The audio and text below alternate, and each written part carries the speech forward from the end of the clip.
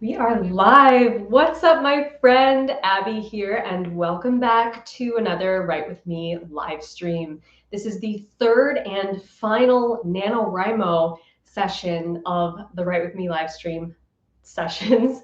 And I'm super excited to be here because for a lot of you guys, this is the last day, last chance to get those words in and hit your goal for NaNoWriMo. So I hope you're excited to write today. First things first, tell me if you can see me and hear me okay. That's the first thing we have to get out of the way. Hopefully everything's working right. I made sure my internet was strong, so you should be able to see me and hear me okay. But I just gotta check that first. Okay. Okay, awesome. You guys can see me, hear me. Perfect. Welcome. I'm so glad you all are here. I'm going to chat for a few minutes while everybody gets on. So the way that these live streams are structured, if this is your first time here, by the way, tell me where you're tuning in from because I just got here. I know you guys have been chatting in the live chat for a while, but I just got here, so I like to see where everybody is tuning in from. So if you're new around here, new to these live streams, the way they're structured is we do writing sprints of 25 minutes with 5 to 10-minute breaks in between to chat about our stories and share our word count, and I answer some of your questions. So I like to put little breaks in between to kind of give us a breather and give us a chance to hang out together. So that's how this works. There's going to be 3 writing sprints of 25 minutes with breaks in between. And that's going to be our writing session today. It will take us to 2 hours total. So if you can't stay for the whole thing, I understand. Feel free to hop off whenever you need to. But I hope that you will stay with me for the whole writing session because it's going to be super productive and fun. Alrighty. Everybody's jumping on from all over the world. Illinois, Pennsylvania, Lithuania, Philippines, Germany. Awesome. Welcome, everybody. So great to see you all. So great to see your smiling faces. And a super chat just came in. Thank you so much from Not Sorry Just Max. Thank you for the super chat. This is a great opportunity for me to explain what super chat is for those of you who don't know or are unfamiliar with it. Super chat is a fun way to support me while I am here on the live stream with you guys. Directly supports my channel and everything that I do on YouTube. And I so appreciate all of your contributions to what I do here. So if you're interested, the super chat icon is right below the chat box. You can click that, donate something to the channel. It goes directly to support me and my work, and I always appreciate those. However, otherwise, make sure you hit the like button before we get started here because that helps me out a lot as well. Hopefully you guys have something yummy to drink for this writing session. I actually have a coffee this time, which usually I drink tea. If you know me, you know that I'm a tea person. I'm not really a coffee person, but I figured that I needed some extra caffeine today. All right, so everyone's jumping on.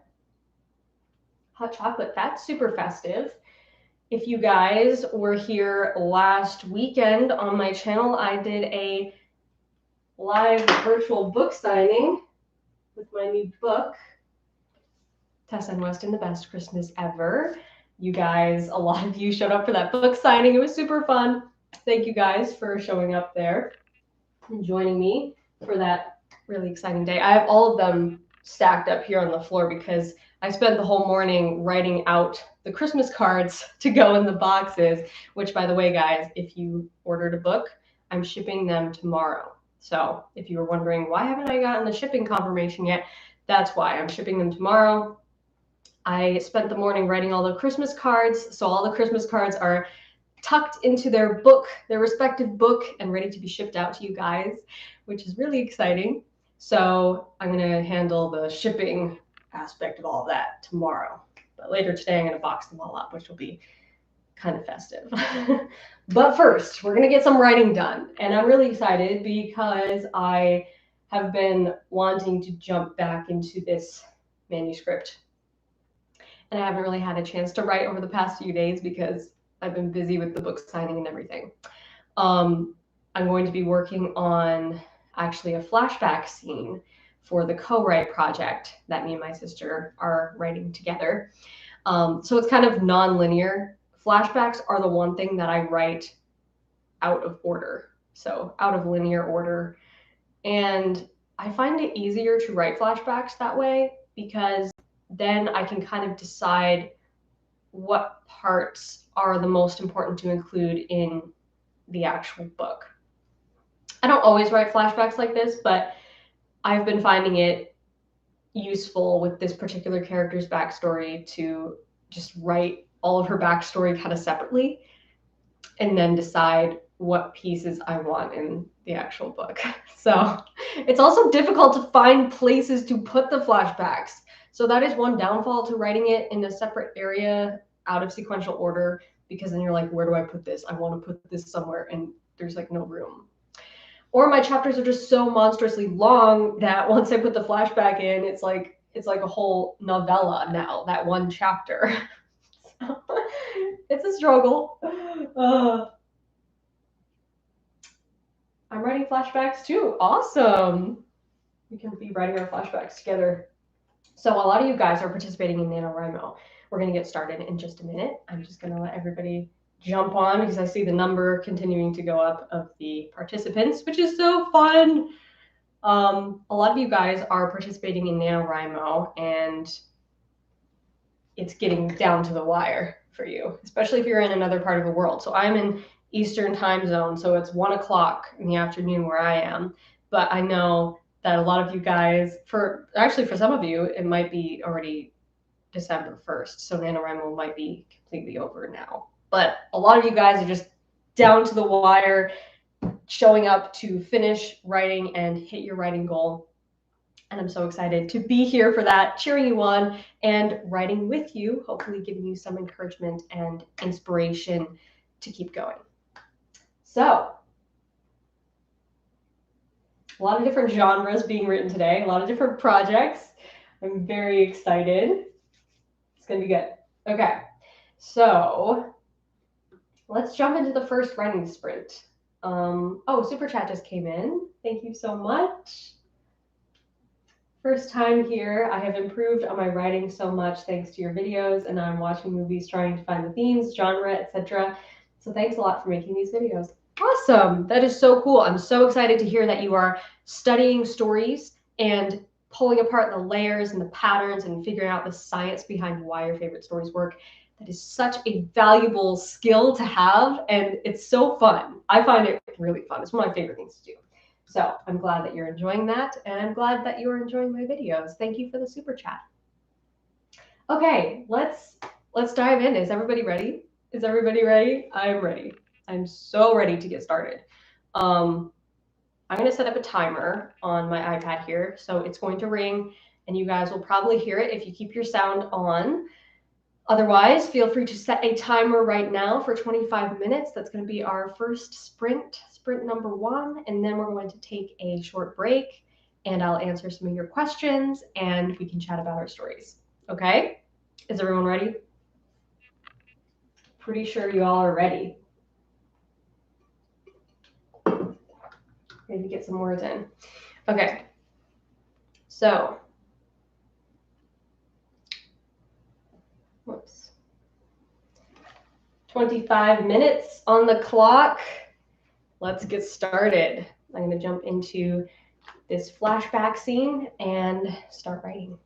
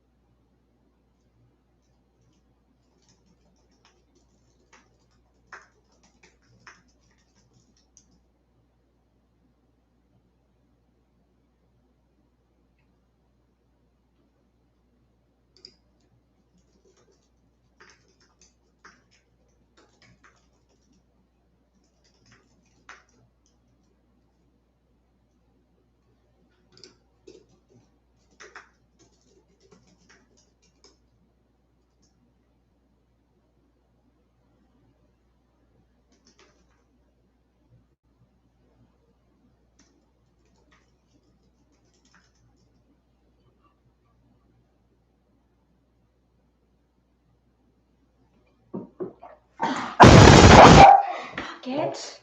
Hey, stop. Bad boy. Go. You can't be in here and scream like that. Sorry, guys.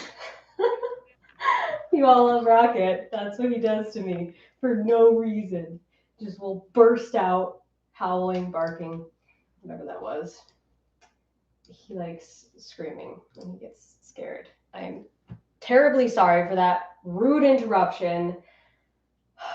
Believe me, it scared me too. He's not gonna come back in here. He lost his chance.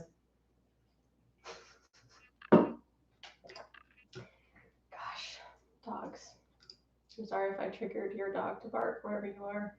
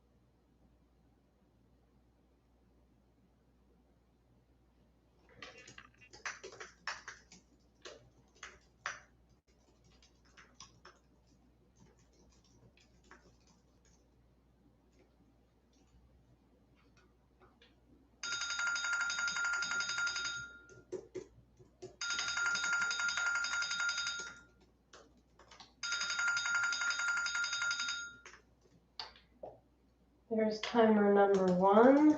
Kind of an annoying timer. I changed the sound effect, but kind of like the other one better. Everyone says it reminds them of their alarm. I don't know because I never used my iPad for an alarm. But how did the first writing session go, other than Rocket's explosive, rude interruption?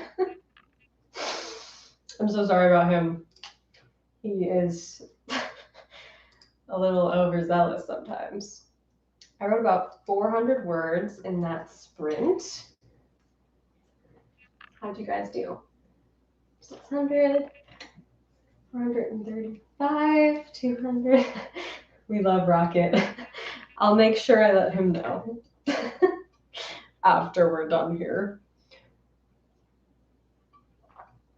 Awesome. Looks like you guys had a good first writing sprint. Got some words written. Awesome, awesome. Great job. You all love Rocket, even after he deafens you. He does that so much, like he'll just burst out barking like that, and it freaks me out so bad every time. Super chat just came in. Thank you so much.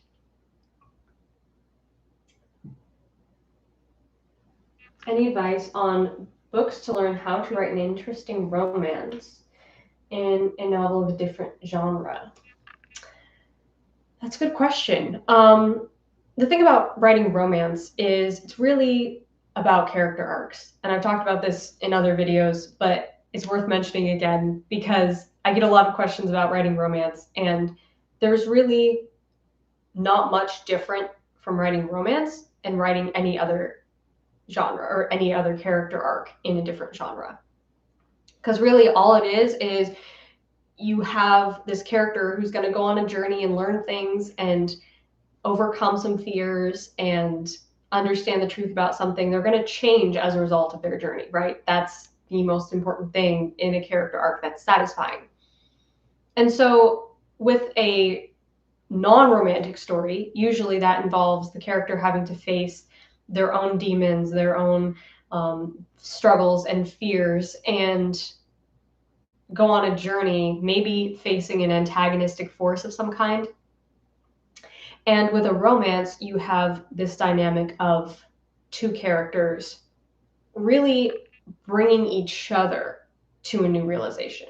So I made a video kind of recently about how to write slow burn romance. Definitely check that one out. I recommend that to anybody, even if you're not writing slow burn technically, because it really goes for any romance. The thing about a good, satisfying romance is it has to do with these two characters going on a journey together, learning something new, changing as characters, but they couldn't have done it without each other. So that's the thing that, in my opinion, makes romance really satisfying, no matter what genre you're doing. So if you usually write romance and contemporary, for instance, and you want to write a romantic fantasy, there are definitely going to be different elements there, different dynamics going on, because you have the fantasy element and you want to you're promising your reader something with the fantasy element, or no matter what genre, just fill in the blank with any genre you're thinking of. So you want to make sure you fulfill that promise, but still keep the romantic thread strong. And by romantic, I don't mean just physical affection and attraction between these two characters. It has to be emotional. Emotional journey wins every time. Okay, I think I missed a super chat from Malaya. Thank you so much for the super chat. I had a question about backstory. Is it okay to start off my book where the protagonist is experiencing the moments that made them who they are today? Absolutely. I highly, highly recommend doing this. This is a great way to start your book, a great way to start your story. If you haven't seen my 5-minute rule Disney case study video, definitely check that out, because that's what I talk about in that video, is how it's a really beautiful winning formula to start your story with the backstory scene that changed your character, made them who they are today. That's what we care about when we care about backstory. When we are shown a piece of your character's backstory, it has to matter to who they are today. And so if you can show us that direct connection right out of the gate, that is a brilliant way to start your book. Highly recommend that. Another super chat, I think, or no, I saw that one. Okay, great. I grabbed that one. Awesome. Let's see. I'm going to answer a few more questions, and then we're going to get into sprint number 2. So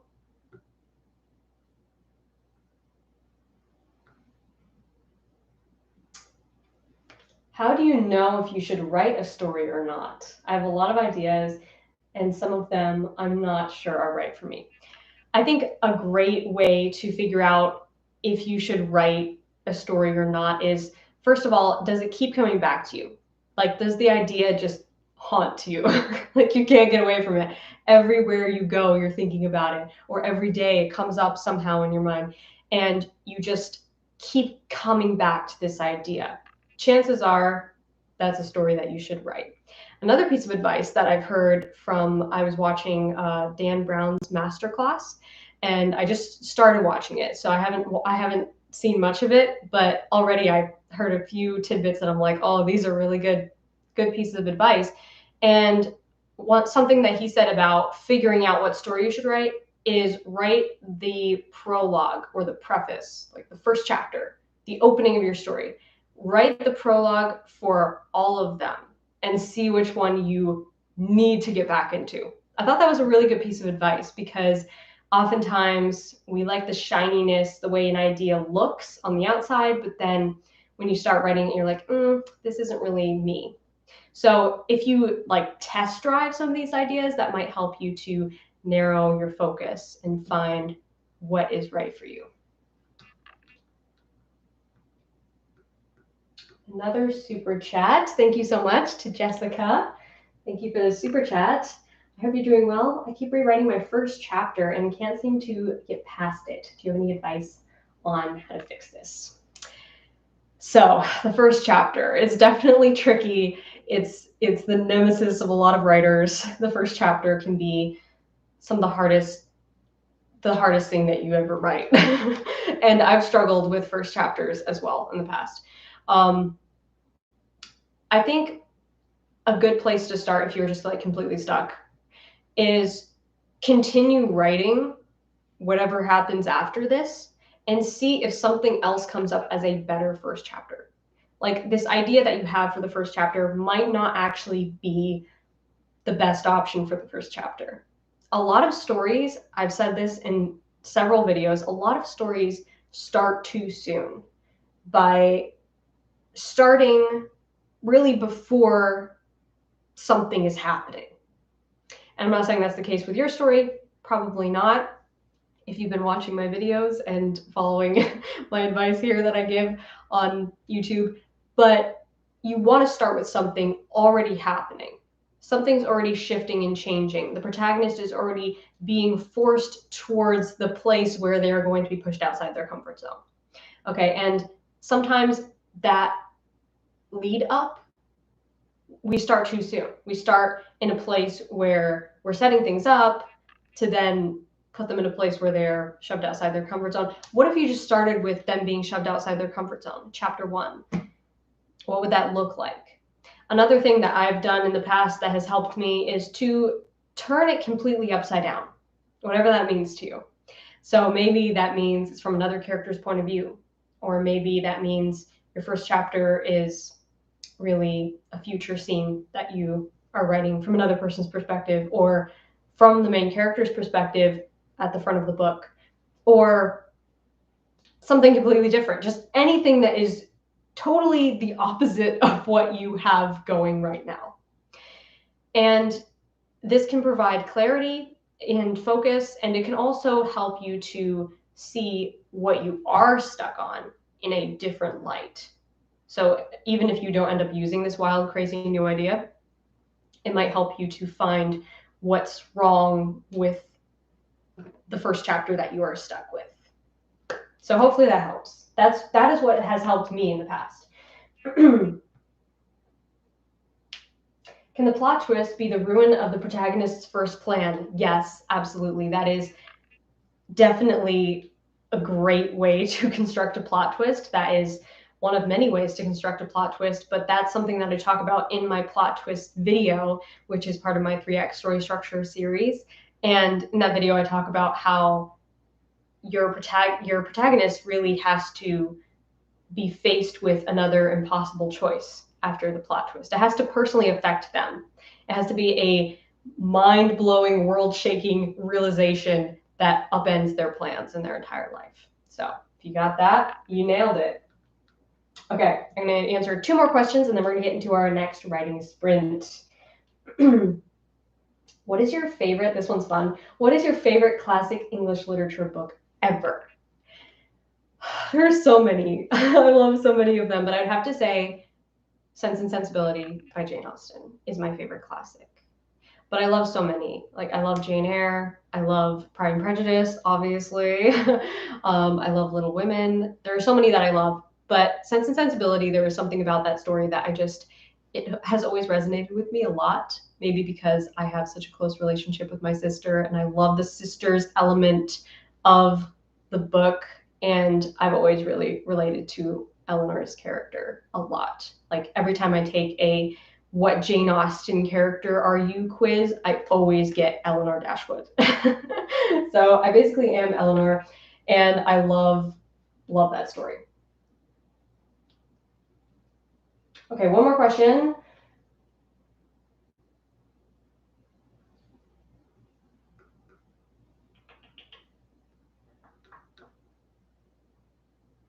Super chat just came in. Thank you so much. Thank you to Tyler. Hey, Abbie, writer's crush. Can a midpoint twist come in the way of a flashback?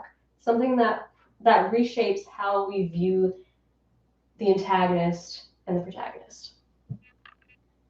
Yeah, I think that could definitely work. Really, all you have to do with a plot twist is provide a realization to the protagonist, or to the reader even, something that changes the game. That's why I like calling it a game-changing midpoint rather than a plot twist. If you're talking about the midpoint, I think you're talking about the midpoint, but maybe you're just talking about plot twists in general. There's something about the term plot twist that is kind of intimidating, I find, because when you go to write a plot twist, you're like questioning yourself, like, is this surprising enough? Will this actually make my reader freak out? And it's impossible to tell, which is sad and disheartening. But what you can do is you can test it against the theory that I always talk about on this channel, which is, why does it matter to the characters? If this is something that is going to seriously matter to the characters, that it totally wrecks their worldview, or it wrecks their plan, or it somehow upends their life, then you've got it. It can be so many different things. And in my 3x story structure series, I talk about this idea of the game-changing midpoint. I made 2 videos about it, actually. In the second video, I did like a side-by-side comparison of 4 different stories, 4 different genres, and how they handle the game-changing midpoint. And I did it in that style because I wanted to showcase how all of the game-changing midpoints in each of those stories were so different from each other. They were all very different things, but they served the purpose of upending the protagonist's life and changing the game, so that the protagonist is forced to change their plans, change their course of action. That's basically what you want for your game-changing midpoint. So hopefully that helps. But for just a plot twist in general, same rules apply. It has to matter to the characters. It has to matter to the main character especially, because the main character is the one that we care about. Okay, I'm going to jump into the next writing sprint, and then we will take another break and I will answer more questions, okay? So let's get our timers going again and jump back into our stories. I feel like I already talked way too much. I always tend to do this. I just can't shut up. Okay, we're gonna get back into it. Get your timer ready if you have your own timer. Otherwise, mine will go off and it won't be as annoying of an alarm this time. And my dog will not scream this time, I promise, because I kicked him out. Okay, 25 minutes. Let's go.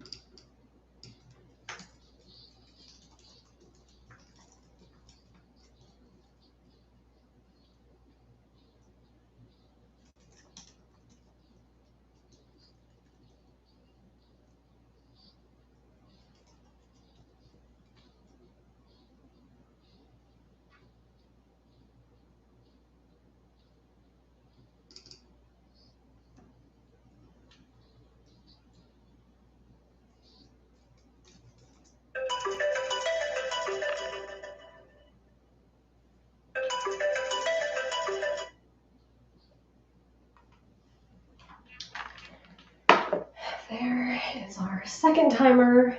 Timer number 2. Just writing.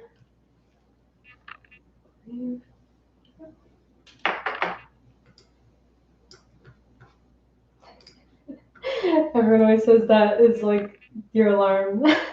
Rise and shine.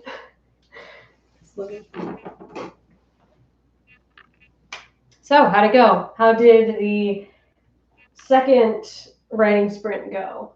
I'm kind of on a roll with this flashback scene. I'm pretty happy. I have almost 800 words so far.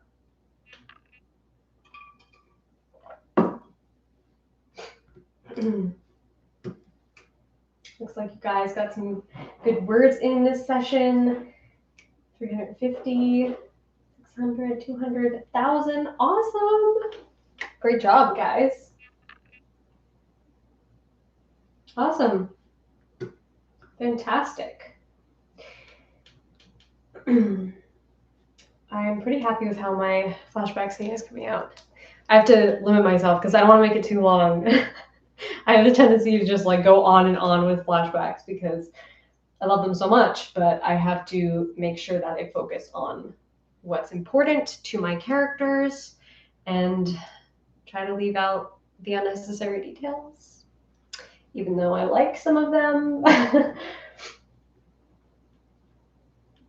So we're going to take a little break. I'm going to answer some questions, and then we're going to go into our third and final writing sprint. So let's see. Just kill the character. So happy. That's hilarious. I know that's authors sound kind of psychotic when we're happy about killing characters, but I mean, if it was well written and you enjoyed writing it, then it actually can be enjoyable. It sounds sick, but it's true. Okay. A super chat just came in. Thank you so much to Serena. Hi, Abbie. Will you be selling a bundle pack of your novels? I want to write in-depth reviews of your books on my blog. Thank you for inspiring me. I really would like to somehow find an integration to be able to sell like both of them together in a bundle. That would be really cool. But for now, they're sold separately and they're available on every book retail website. The link is usually in my descriptions of all my videos. And actually right now, I think on Amazon, when you go to my Christmas book, it like has a little section underneath that's also bought these books together, which is 100 Days of Sunlight and The Best Christmas Ever. I wish I could be like a box set, but I don't really know how to do that because I think when you're publishing through something like Ingram Spark, I'm not sure if they offer that yet, but I hope that someday they do because that would be really cool.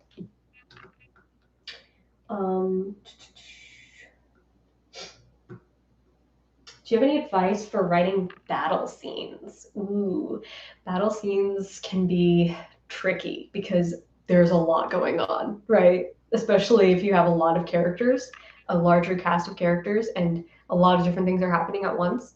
That's one of the things I see writers do wrong, I would say, with writing battle scenes is they're telling the story from one character's point of view, but they're kind of head hopping because they're pulling out of this character's point of view so much to show us the grand scope of everything that's happening that it no longer feels personal and intimate and vivid. It doesn't feel as vivid because it's like more of this bird's eye view of everything. So I would say number one thing is like nail down your narrative style because maybe you are writing from third person omniscient and more of a broad look at everything. But if you're writing something like first person close and you are very deep inside the character's perspective, keep in mind that all they are going to be observing and perceiving is going to be from their perspective and their scope of everything is limited. So when it comes to writing battle scenes, it can be convenient to be able to switch to different characters, whether you're breaking it up over the course of several chapters, going to another character to see what's happening to them, or if you are writing more from a third person perspective, that can work sometimes as well. But I think the most important thing to remember with writing battle scenes is that it seems like a lot going on, but really the thing that matters the most to the characters that we care about, that's really all we care about. Like, you don't have to give us all of the details of everything that's happening. And even some things can be blurry and not clear yet because the main character didn't see it happening, or they weren't sure what was going on, or maybe they got knocked unconscious or something and they didn't see what happened, and then later things can be explained. So you don't have to feel like you have to stop everything to explain everything that's happening, because some things can be explained later. Hopefully that helps. Another super chat. Thank you so much.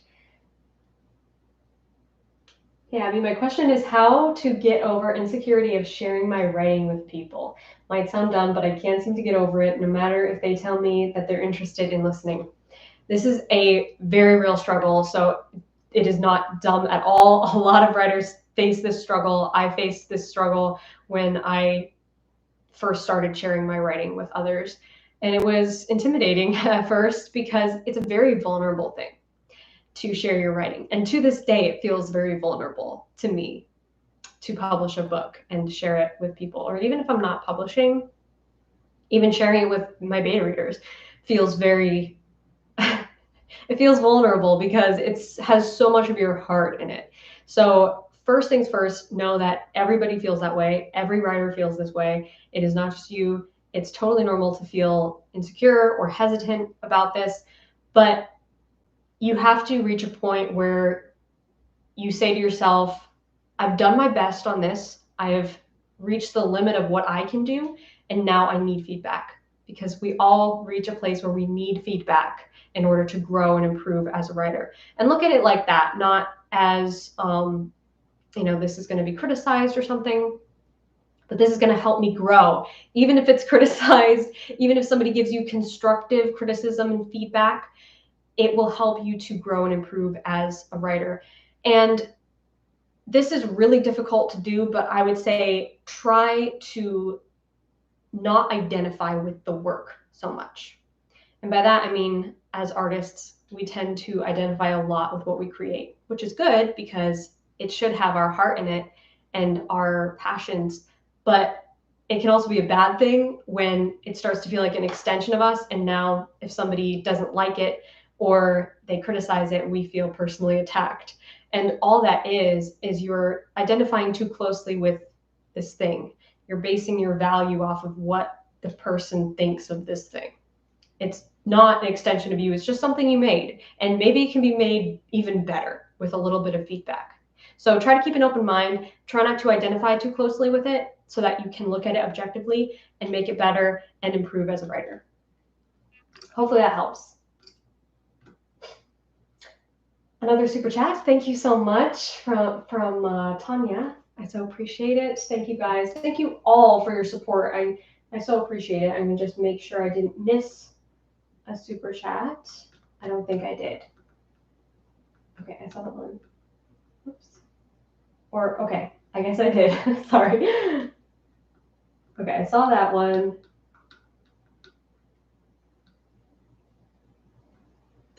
Okay, thank you for the super chat from Dark Solid X.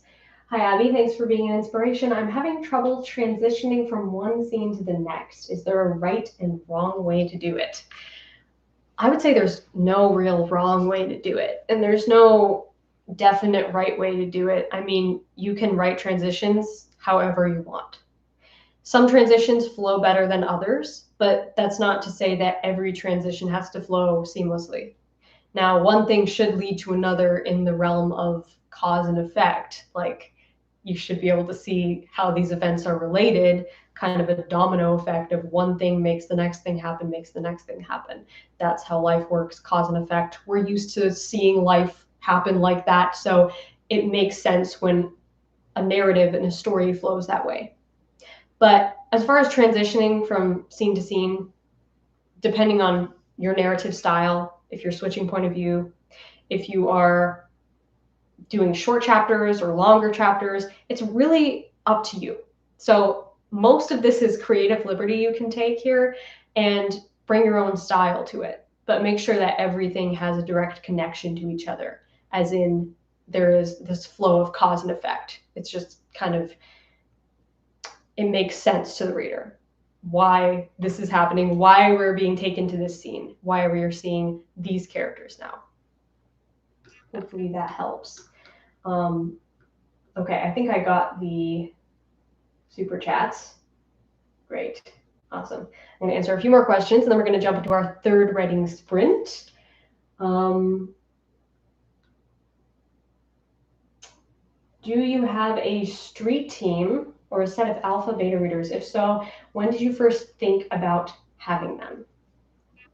So this is definitely an interesting area of your career to be in when you're not sure, do I need an alpha team, beta readers, street team?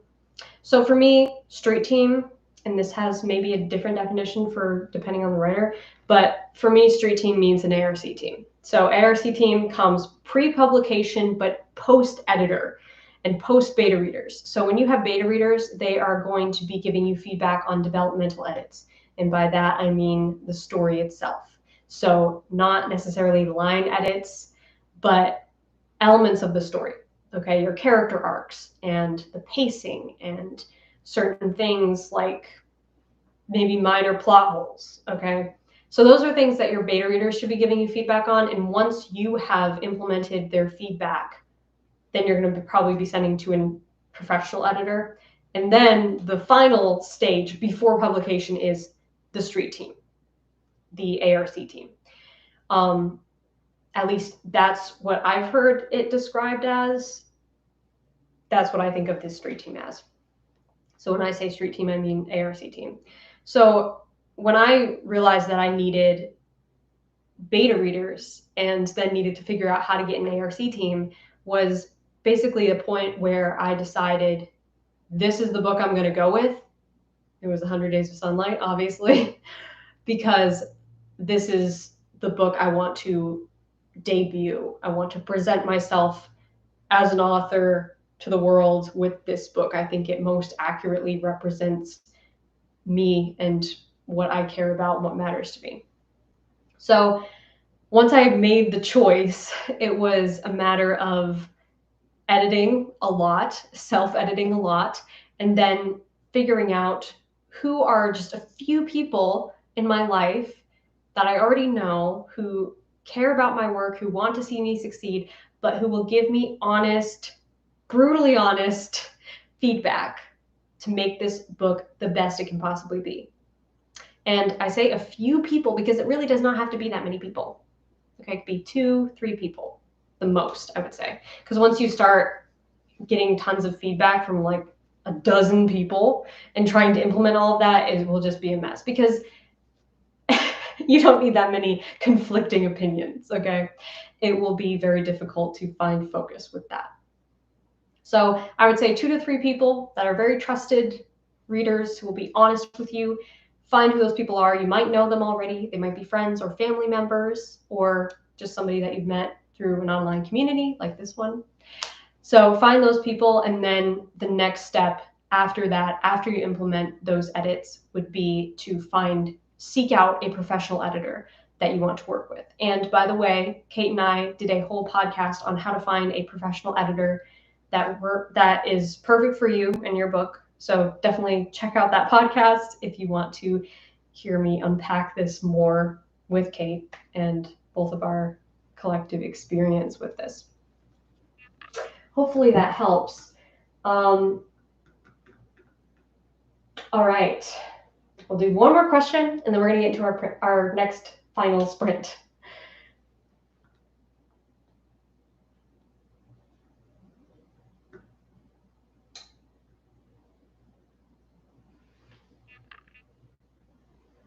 Any tips? This is a good one. Any tips for making the reader connect with the main character? I feel like there's something off about my MC, and I'd love to hear your input. Okay, this is at the heart of everything that I love to teach. Making your reader connect with your main character is really all about making your main character feel like a real person. They have to feel like a real relatable person who has flaws, fears, desires, goals, misbeliefs, beliefs in general. They have to be a flesh and blood human being. That's what they have to feel like to us. And when something's missing and they don't feel like that, it's, first of all, it's great that you are able to recognize that and focus on how do you fix this. Because a lot of writers just make characters who are not, they don't feel like real people. You can't relate to them because they don't seem to have any weaknesses. They don't seem to have any fears, anything that trips them up, holds them back. They don't have any misbeliefs. They're just this wonderful character who's kind of flawless and going through the plot, rolling with the punches of the plot, and you don't want that. You want a character who feels like a real person. That's really like the ultimate goal here, right? So if you feel like something's missing, I would test the character against a few questions. The questions that I would ask yourself or ask your character is, what is my character's desire and goal? First and foremost, what are they going after specifically? It can't just be like a vague thing. I want to be happy. What specifically does happiness look like for them? If they could get exactly what they want, what would that be? Next, I would ask them, what is your fear? Like, what is the worst thing that could possibly happen? And where did that fear come from? Digging into the past now, getting super deep into the internal conflict here. And then, what is your misbeliefs? Or what are your beliefs? What are your beliefs? And some of them will be misbeliefs. And there will probably be a central misbelief that you want to focus on for the theme of your story. Okay, so those are the first three things that I would definitely focus on.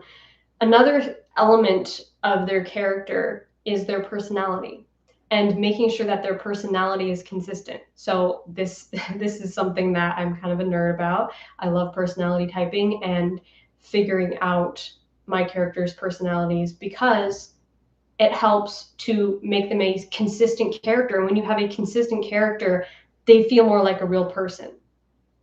They're in character all the time because you're constantly checking, does that fit with their personality? Maybe not. And so making sure that that is spot on, that also makes them feel like a real person. And another thing is their method of manipulation, or their weapon, you could also call it, their weapon of choice. And I don't mean a physical weapon, I mean, what is their strength that they can use to gain advantage in certain situations, whether it's a fight or a negotiation or a relationship. What is it that they always fall back on is their strength that they can use to have the advantage of a situation? And what is their weakness that other people use against them? So all of these things, I know I'm just kind of rambling off a bunch of things about building characters, but all of these things are a great way to test the strength of your character, test like the realness of your character, and see if they fit into or fit the description of a relatable character.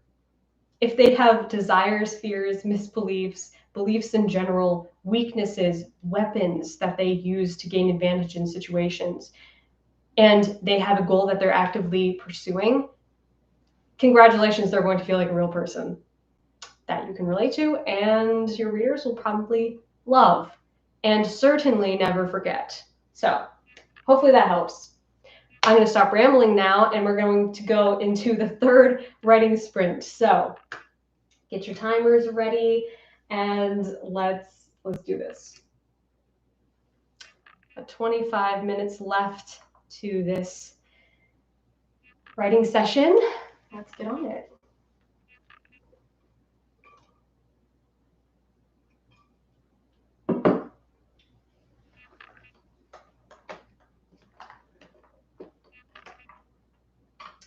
Okay, 25 minutes, let's go.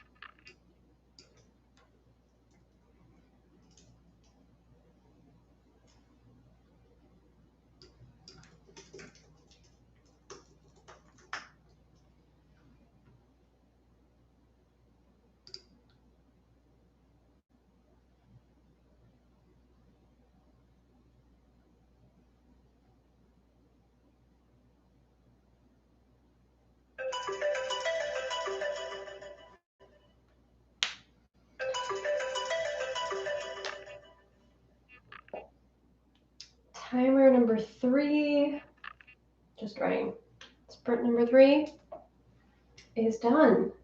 And I actually just finished. Yay! Didn't know I was going to do that, but I did. I don't know how many words I got done. Let's see. Throughout this whole session, I wrote about 1,000 words. So that was good. I didn't want to write too much, as I said before, because I'm just adding to a flashback, and I can't make these flashbacks too long or else there won't be any room for them in the book.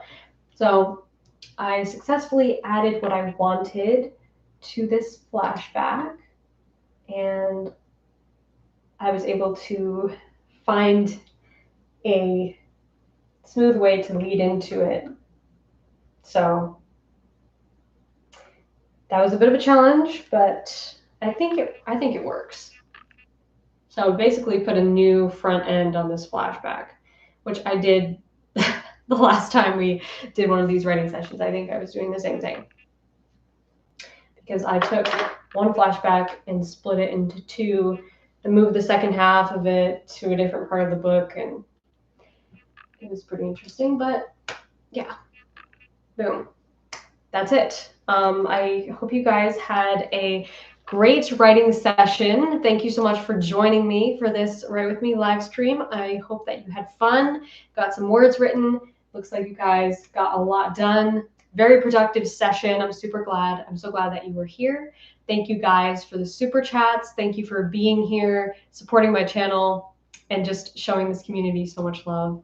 I love you guys so much. I want to let you know that tomorrow is Wednesday, but I'm not going to be posting a video tomorrow because this last weekend was super busy for me with the book signing and everything, and I didn't have time to film a video. So I was kind of making up for it by doing this live stream today. So hopefully you guys enjoyed it. I do, however, have a new playlist coming at you on Friday, and this is going to be my first slowed and reverb playlist. So I don't know if you guys like these, but I personally have become a super fan of slowed and reverb music. I find it very easy to sink into a scene when listening to a slowed and reverb playlist. So I made my first slowed and reverb playlist, and I'm sharing it on Friday. I'm not going to share what the topic is. It's a lyrical playlist, so you'll just have to stay tuned for that. I think you guys are going to like it. I hope you do. So keep an eye out for that to inspire your writing sessions, and I will be back on next Wednesday with a new video. So until then, I'm going to box up all of these books and make them look really pretty and festive and ship them out. That's what I'm doing today and tomorrow.